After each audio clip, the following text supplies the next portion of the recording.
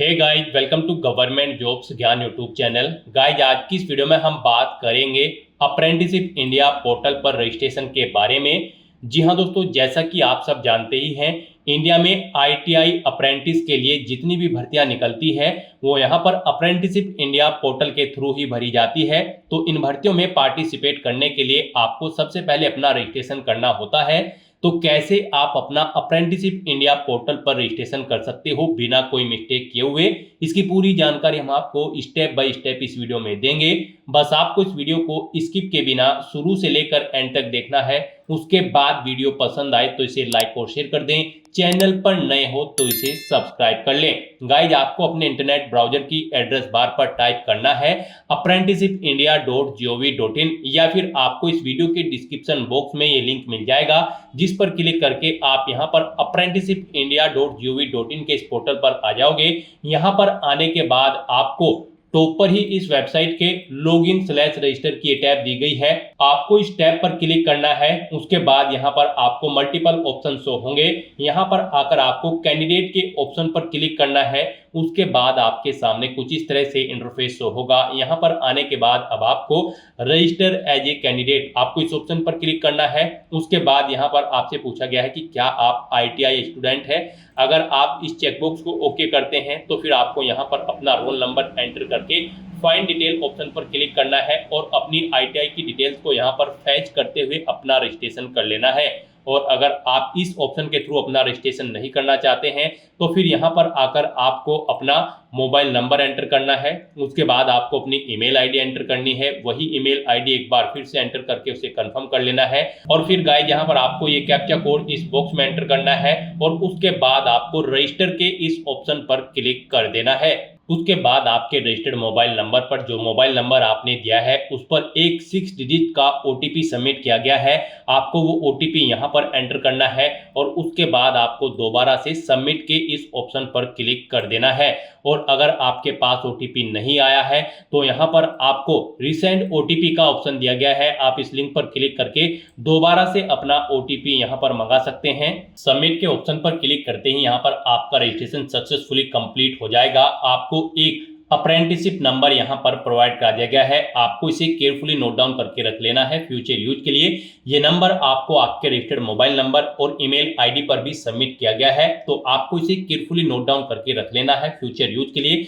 और यहाँ पर एक मेल आपकी रजिस्टर्ड ईमेल आईडी पर सबमिट की गई है, उस पर क्लिक करके आपको अपना अकाउंट एक्टिवेट कर लेना है। तो आपको अपनी ईमेल आईडी पर जाना है, जो ईमेल आईडी आपने एंटर की है, और वहां पर आपको एक्टिवेट की इस तरह से एक टैब मिल जाएगी। आपको इस टैब पर क्लिक करके अपनी ईमेल आईडी को भी एक्टिवेट कर लेना है। जैसे ही आप इस लिंक पर क्लिक करेंगे तो यहाँ पर आपका अकाउंट सक्सेसफुली एक्टिवेट हो जाएगा। अब आपको यहाँ पर आने के बाद दोबारा से अब लॉगिन एज ए कैंडिडेट के इस ऑप्शन पर क्लिक करना है। फिर यहाँ पर आपको अपनी ईमेल आईडी एंटर करनी है। उसके बाद यहाँ पर आपको ये कैप्चा कोड इस बॉक्स में एंटर करना है और फिर गाइज आपको सबमिट के इस ऑप्शन पर क्लिक कर देना है। उसके बाद आपके रजिस्टर्ड मोबाइल नंबर पर एक ओटीपी सबमिट किया गया है। वो ओटीपी आपको यहाँ पर एंटर करना है और आपको दोबारा से लॉगिन के इस ऑप्शन पर क्लिक कर देना है। नेक्स्ट आपके सामने आपका डैशबोर्ड ओपन हो जाएगा। अब यहाँ पर आपको अपनी प्रोफाइल कंप्लीट करनी है। उसके बाद ही आप अप्रेंटिसशिप की भर्तियों पर पार्टिसिपेट करने के लिए एलिजिबल होंगे। तो यहाँ पर आपको टॉप पर ही कंप्लीट योर प्रोफाइल, आपको इस ऑप्शन पर क्लिक करना है। उसके बाद यहाँ पर आपको सबसे पहले अपनी ई-केवाईसी करनी है। उसके लिए आपको ओके करना है, फिर आपको ओके करना है। यहाँ पर आपका बैंक अकाउंट आधार सीडिंग होना जरूरी है, तो यहाँ पर आपको ओके करना है। उसके लिए अब यहाँ पर आपको कंप्लीट ई-केवाईसी, यहाँ पर ई-केवाईसी का ऑप्शन दिया गया है। यहाँ से आप कंप्लीट योर ई-केवाईसी के इस ऑप्शन पर क्लिक करें, या फिर यहाँ पर आप कंप्लीट योर ई-केवाईसी के इस ऑप्शन पर क्लिक कर लें। उसके बाद यहाँ पर आपको अपना आधार नंबर एंटर करना है। फिर आपको इस चेकबॉक्स को ओके करना है। उसके बाद आपको इस पेज को नीचे स्क्रॉल डाउन करना है और फिर आपको यहाँ पर सेंड ओटीपी के इस ऑप्शन पर क्लिक कर देना है। नेक्स्ट आपके सामने कुछ इस तरह से इंटरफेस ओपन होगा। अब यहाँ पर आपके मोबाइल नंबर पर एक ओटीपी सबमिट किया गया है। उस मोबाइल नंबर पर जिससे आपका आधार कार्ड अटैच है, वो ओटीपी आपको यहाँ पर एंटर करना है और फिर आपको वेरीफाई के इस ऑप्शन पर क्लिक कर देना है। उसके बाद आपके सामने कुछ इस तरह से इंटरफेस ओपन होगा। अब यहाँ पर आपको अपना डिस्ट्रिक्ट सेलेक्ट कर लेना है। फिर यहाँ पर आपको आपके फादर का नाम शो कर दिया जाएगा। उसके बाद यहाँ पर आपसे पूछा गया है यहाँ पर जो ये नाम शो हुआ है उससे आपका क्या रिलेशनशिप है। यहाँ पर आप ऑप्शन सेलेक्ट करें, फादर, मदर या फिर सपोज, आप अपने अकॉर्डिंग यहाँ पर ऑप्शन सेलेक्ट करें। उसके बाद आपको इस पेज को नीचे स्क्रॉल डाउन करना है। उसके बाद यहाँ पर आपको आपके आधार का जो आपका फोटो है वो यहाँ पर आपको शो कर दिया जाएगा। इस अकाउंट की प्रोफाइल इमेज यहाँ पर आप अपलोड कर दें। आपको अपलोड इमेज के इस ऑप्शन पर क्लिक करना है, फोटो को सिलेक्ट करना है और यहाँ पर अपनी इस प्रोफाइल के लिए इमेज को यहाँ पर अपलोड कर देना है। इमेज आपकी जेपीईजी या फिर जेपीजी या फिर पीएनजी फॉर्मेट में होनी चाहिए। 4 MB से कम उसका साइज होना चाहिए। तो यहाँ पर अपनी प्रोफाइल इमेज अपलोड करने के बाद फिर आपको गो के इस ऑप्शन पर क्लिक करना है। इस तरह से यहाँ पर आपकी eKYC कंप्लीट हो जाएगी। आपको आपके डैशबोर्ड में डायरेक्ट कर दिया जाएगा। अब यहाँ पर आपको अपनी बैंक डिटेल देनी है। अब यहाँ पर आपको बैंक डिटेल के सामने अपडेट के इस ऑप्शन पर क्लिक करना है। उसके बाद आपके सामने कुछ इस तरह से इंटरफेस ओपन होगा। अब यहाँ पर आकर आपको अपना बैंक का IFSC कोड एंटर करना है और फाइंड के ऑप्शन पर क्लिक कर देना है। उसके अकॉर्डिंग यहाँ पर आपके बैंक का नेम आपको यहाँ पर शो कर दिया जाएगा। फिर यहाँ पर आपको अपना अकाउंट नंबर एंटर करना है। वही अकाउंट नंबर आपको एक बार फिर से एंटर करके उसे कंफर्म कर लेना है। फिर यहाँ पर आपको अपने बैंक का अकाउंट टाइप सेलेक्ट करना है। आपका अकाउंट सेविंग है या फिर करंट है, आप अपने अकॉर्डिंग ऑप्शन सेलेक्ट करें। फिर यहाँ पर आपसे पूछा गया कि क्या आपका बैंक अकाउंट लिंक है या फिर सीडेड है आधार के साथ। अगर है तो यस करें, नहीं है तो नो ऑप्शन सेलेक्ट करें और अगर नहीं पता है तो आप डोंट नो ऑप्शन पर क्लिक करें। और फिर यहाँ पर आपको डिक्लेयर करना है कि आपको पता है डीबीडी का जो अमाउंट होता है वो आपके आधार सीडेड अकाउंट में ही सबमिट किया जाता है। तो आपको इस चेकबॉक्स को ओके कर देना है और फिर गाइस यहाँ पर आपको सबमिट के इस ऑप्शन पर क्लिक कर देना है। इस तरह से यहाँ पर आपके बैंक अकाउंट की सभी डिटेल सक्सेसफुली सेव हो जाएगी। यहाँ पर आप इन्हें चेकआउट करें। कहीं पर कोई मिस्टेक है तो आप एडिट के इस ऑप्शन पर क्लिक करके एडिट कर लें और सभी डिटेल्स ओके हैं तो बस यहाँ पर अब आपको बैक के इस ऑप्शन पर क्लिक करना है। नेक्स्ट यहाँ पर अब आपको अपनी क्वालिफिकेशन की डिटेल देनी है। तो यहाँ पर आपको इस सेक्शन में अपने डैशबोर्ड में आकर अपडेट के इस ऑप्शन पर दोबारा से क्लिक करना है। नेक्स्ट आपके सामने कुछ इस तरह से इंटरफेस ओपन होगा। अब यहाँ पर आपको अपनी एजुकेशन डिटेल देनी है। यहाँ पर आप क्वालिफिकेशन टाइप में सेलेक्ट करें। एजुकेशनल क्वालिफिकेशन देना चाहते हो या फिर ट्रेन अंडर स्कीम के तहत जो क्वालिफिकेशन है उनकी डिटेल आप देना चाहते हो। यहाँ पर आप अपने अकॉर्डिंग ऑप्शन सेलेक्ट करें। एजुकेशनल क्वालिफिकेशन अगर आप सेलेक्ट करते हैं तो फिर यहाँ पर आप अपनी कोई भी क्वालिफिकेशन, जिस क्वालिफिकेशन की डिटेल आप देना चाहते हैं यहाँ पर सेलेक्ट करें। जैसे कि 10th की अगर आप डिटेल देना चाहते हैं तो यहाँ पर आप 10th ऑप्शन सेलेक्ट करें। फिर यहाँ पर आपको अपनी 10th की स्पेशलाइजेशन अगर आपकी है तो यहाँ पर आप एंटर कर दे। इंस्टीट्यूट या स्कूल का नाम दे जिससे आपने अपनी 10वीं क्लास पास आउट की है। एग्रीगेट मार्क्स यहाँ पर यानी कि कितने मार्क्स आपने ऑब्टेन किए हैं वो यहाँ पर आप एंटर करें।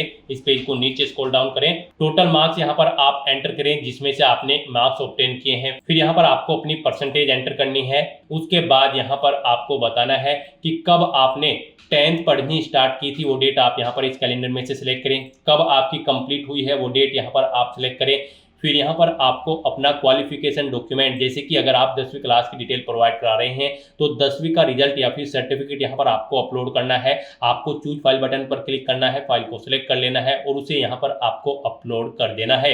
आपका जो डॉक्यूमेंट होगा वो जेपीईजी, जेपीजी, पीएनजी या फिर पीडीएफ फॉर्मेट में होना चाहिए। 4 MB से कम उसका साइज होना चाहिए। तो इस तरह से यहाँ पर अपनी डिटेल प्रोवाइड कराने के बाद फिर आपको अपडेट के इस ऑप्शन पर क्लिक करना है। उसके बाद आपको आपके डैशबोर्ड में डायरेक्ट कर दी जाएगा। यहाँ पर आपकी 10th क्लास की डिटेल ऐड हो चुकी है, यहाँ से आप चेकआउट कर सकते हो। उसके बाद अगर आप 12th, ITI, ग्रेजुएट या फिर पोस्ट ग्रेजुएट की डिटेल देना चाहते हो तो यहाँ पर आपको ऐड एजुकेशन के इस ऑप्शन पर क्लिक करना है। दोबारा से आपके सामने यहाँ पर एजुकेशन डिटेल का ये इंटरफेस ओपन हो जाएगा। अब यहाँ पर आपको अपनी क्वालिफिकेशन का टाइप सेलेक्ट करना है। उसके बाद आपको अपनी क्वालिफिकेशन सेलेक्ट कर लेनी है, जिस क्वालिफिकेशन की डिटेल आप देना चाहते हैं। फिर यहाँ पर आपको कैटेगरी या सेक्टर सेलेक्ट कर लेना है जिसमें आपने अपनी 12वीं, 10वीं या फिर ग्रेजुएशन कंप्लीट की है। उसके बाद यहाँ पर आपकी अगर कोई स्पेशलाइजेशन है तो वो एंटर कर दें, नहीं है तो इस कॉलम को खाली छोड़ दें। उसके बाद आपको अपने इंस्टीट्यूट या फिर कॉलेज का नाम देना है। एग्रीगेट मार्क्स, कितने मार्क्स आपने ऑब्टेन किए हैं वो आपको एंटर करने हैं। टोटल कितने मार्क्स थे जिसमें से आपने मार्क्स ऑब्टेन किए हैं वो आपको एंटर करने हैं। अपनी परसेंटेज यहाँ पर आपको एंटर करनी है। स्टार्टिंग डेट देनी है, कब आपने क्वालिफिकेशन स्टार्ट की थी, कब एंड हुई है यानी कि कंप्लीट हुई है वो डेट आपको सिलेक्ट कर लेनी है। फिर यहाँ पर आपको अपना डॉक्यूमेंट अपलोड कर देना है, यानी कि अगर 12वीं की डिटेल आप प्रोवाइड करा रहे हैं तो उसकी मार्कशीट या फिर सर्टिफिकेट आपको अपलोड करना होगा। आपको चूज फाइल बटन पर क्लिक करना है, फाइल को सिलेक्ट कर लेना है और उसे यहाँ पर अपलोड कर देना है। फाइल आपकी जेपीजी, पीएनजी या फिर पीडीएफ फॉर्मेट में होनी चाहिए।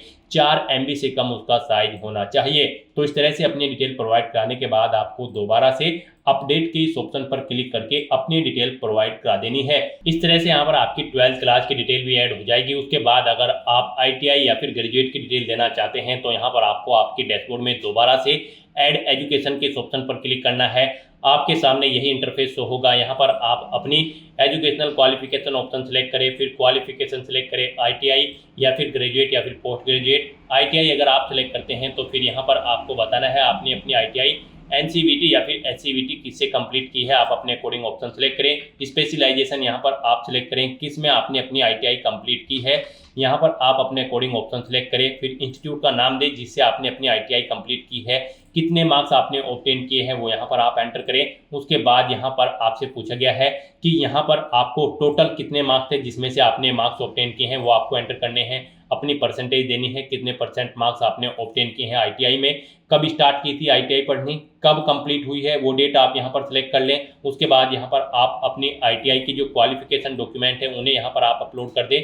वो जेपीजी, PNG या फिर PDF फॉर्मेट में होने चाहिए। 4 MB से कम आपकी फाइल का साइज होना चाहिए। आपको चूज फाइल बटन पर क्लिक करना है, फाइल को सिलेक्ट कर लेना है और अपने यहाँ पर डॉक्यूमेंट को अपलोड कर देना है। इस तरह से अपनी डिटेल प्रोवाइड कराने के बाद फिर आपको अपडेट के इस ऑप्शन पर क्लिक करना है और अपनी ITI की डिटेल भी यहाँ पर आपको ऐड कर देनी है। उसके बाद अगर आप ग्रेजुएशन, पोस्ट ग्रेजुएशन या फिर कोई अन्य डिग्री या फिर डिप्लोमा की डिटेल देना चाहते हैं तो सेम प्रोसेस आपको यही करना होगा और आपको अपनी हायर क्वालिफिकेशन तक की सभी डिटेल्स यहाँ पर ऐड कर देनी होगी। इस तरह से यहाँ पर अपनी हायर क्वालिफिकेशन तक की डिटेल प्रोवाइड कराने के बाद आपको फिर दोबारा से यहाँ पर अपने प्रोफाइल के इस ऑप्शन पर क्लिक करना है। फिर यहाँ पर आपको डैशबोर्ड के इस ऑप्शन पर क्लिक करना है। फिर आपको आपके डैशबोर्ड में डायरेक्ट कर दिया जाएगा। यहाँ पर आकर अब आपको मदर नेम के सामने अपडेट के इस ऑप्शन पर क्लिक करना है।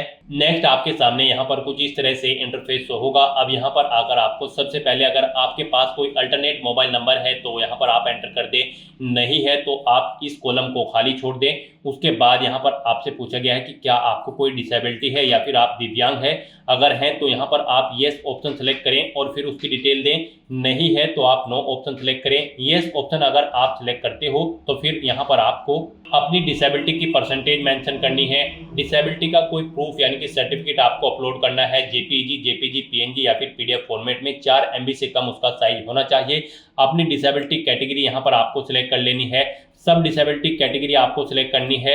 और गाइज अगर आप दिव्यांग या फिर डिसेबिलिटी आपको नहीं है तो यहाँ पर आपको सिंपली नो ऑप्शन सिलेक्ट करना है। इस पेज को नीचे स्क्रॉल डाउन करना है और फिर यहाँ पर आपको अपनी मदर का नाम एंटर करना है। उसके बाद यहाँ पर आपको अपना कोई ID प्रूफ यहाँ पर सिलेक्ट कर लेना है, जैसे कि पैन कार्ड या फिर ड्राइविंग लाइसेंस या फिर अदर। आप अपने अकॉर्डिंग ऑप्शन सेलेक्ट करें। फिर यहाँ पर आपको अपना वो ID प्रूफ अपलोड कर देना है। चूज फाइल बटन पर क्लिक करना है, फाइल को सिलेक्ट कर लेना है और अपना ID प्रूफ आपको यहाँ पर अपलोड कर देना है। वो जेपीजी, PNG या फिर PDF फॉर्मेट में होना चाहिए। 4 MB से कम उसका साइज होना चाहिए और उसका नंबर यहाँ पर आपको एंटर कर देना है। फिर यहाँ पर आपको अपना स्टेट सिलेक्ट करना है। अपना डोमिसाइल यहाँ पर आपको अपलोड करना है कि आप उस स्टेट के मूल निवासी है या फिर नहीं। तो उसके लिए यहाँ पर आपको अपना डोमिसाइल अपलोड करना है। वो यहाँ पर आपका जेपीजी, PNG, PDF, डॉक या फिर डॉक्स फाइल होनी चाहिए। 4 MB से कम उसका साइज होना चाहिए। उसके लिए भी आपको चूज फाइल बटन पर क्लिक करना है, फाइल को सिलेक्ट कर लेना है और अपना डोमिसाइल यहाँ पर आपको अपलोड कर देना है। फिर आपको इस पेज को नीचे स्क्रॉल डाउन करना है और उसके बाद यहाँ पर आपको अपनी कैटेगरी सिलेक्ट कर लेनी है, जिस कैटेगरी से आप बिलोंग करते हैं। उसके बाद यहाँ पर आपको अपना एड्रेस एंटर करना है। गाइस यहाँ पर एक एड्रेस आपके आधार से अटैच करके ऑटोमेटिकली फिल कर दिया गया है। इसके अलावा अगर आपका कोई और एड्रेस है तो वो यहाँ पर आप एंटर कर दें और फिर गाइस यहाँ पर आपको इस पेज को नीचे स्क्रॉल डाउन करना है।